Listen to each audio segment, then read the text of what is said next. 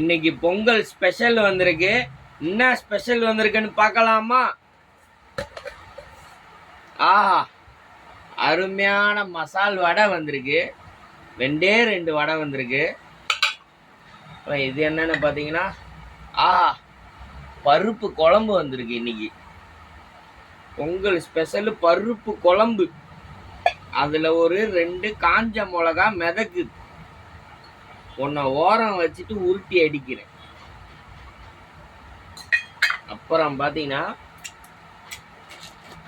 Side dish Kerala mixer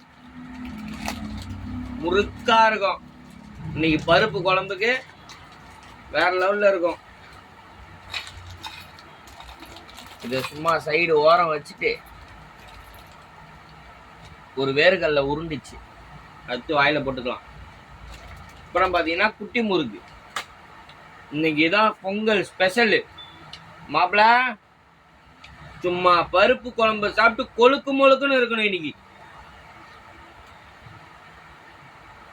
நீ எப்படி இருக்குன்னு பார்க்கலாம்.